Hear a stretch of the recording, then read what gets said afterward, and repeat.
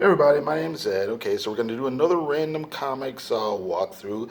This one's going to be Kull the Barbarian number 2 from 1975. Marvel Comics distributor is Curtis. Alright. Sword and Sorcery from the creator of Conan. So we got Kull, plus we also have Red Sonja, Solomon Kane. Okay. Inside front cover, there's a pinup of Solomon Kane by Bernie Wrightson. Okay. Table of contents. Editor Roy Thomas. Featuring heroes created by Robert E. Howard. Okay. First story is a Kull story. Story Jerry Conway and art by Jess Jaloman. I'm not too familiar with that person. The art looks pretty. Teeth of the Dragon. Chapter 1. The art looks pretty good. It kind of reminds me of, I don't know. It looks a little bit like Ernie Chan from this era, I guess. Okay. It's called coming at a monster there. Alright. Okay.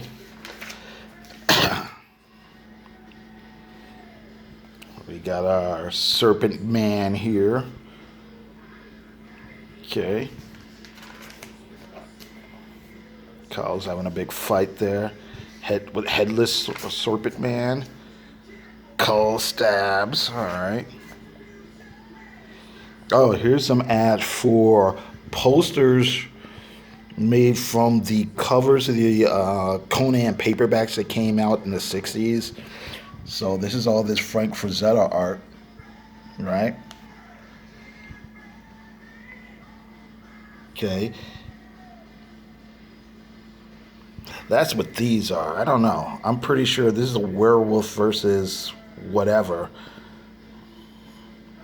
These I think are creepy covers, to tell you the truth. I'm pretty sure like this was a creepy cover. This might have been. I'm pretty sure this was as well. Alright. Be a famous monster of the movies. Frankenstein, Wolfman, Hunchback, Monster Mask. Alright. Okay. The Hills of the Dead. Adapted from a story by Robert E. Howard.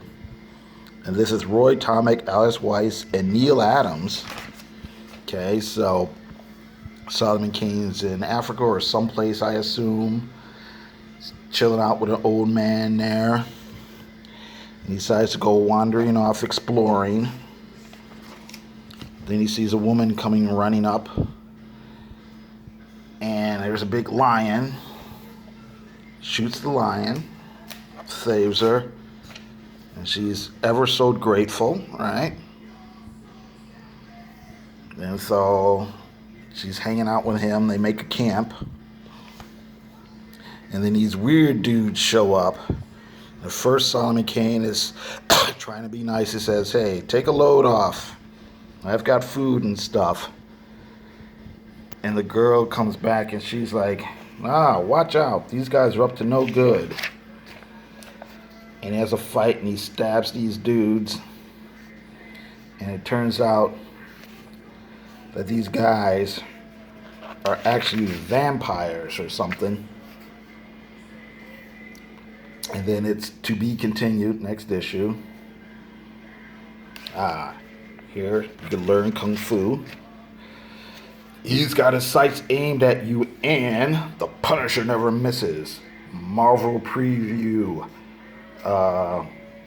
Number 2? Yeah, the second mind-shattering issue.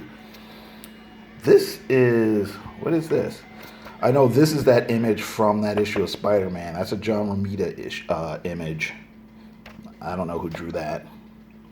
Swordswoman and the Scribe. Here's Roy Thomas and a cosplayer at some convention. Doc Savage. Because you demanded it.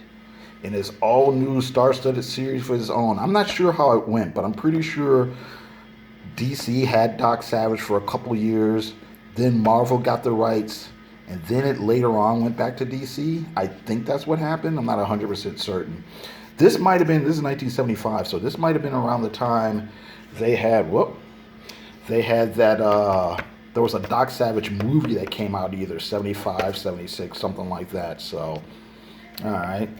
Red Sonja, written by, this is Roy Thomas and Howard Chaykin. Okay. So Red Sonja is hanging out. She comes across some dude and his sons, and they're all kind of weirded out by her for some unknown reason. So she has to give them a smackdown. And after she takes care of them, this strange dude shows up, and she offers her a job. She's like, hey, take this package to this weird castle, and the guy over there will pay you. So, okay. Then she turns her head, then he's gone. Alright, then she's trying to make her way. Here's a dude with a sack on his head. Okay. Alright. Fine. She's like, these people be weird out in here. She makes it to the castle. She goes in. And she's like, hey, I got this package for you. She gives it to this person, and then it's an old person. It's an old lady, and she was talking, but actually she's been dead this whole time. And there's a guy with a sack over his head, and she tries to cut him, but nothing happens. And he takes off his sack, and he's actually a werewolf. So they have their little fight or whatever. And she knocks him out, and she actually throws him out the window, and he dies. Red Sonja comes down there, and there's some dude hanging out, and he's like, oh yeah, you know that werewolf guy? That was Handsome Stranger guy. And woo, isn't that crazy and spooky? Yeah. Okay.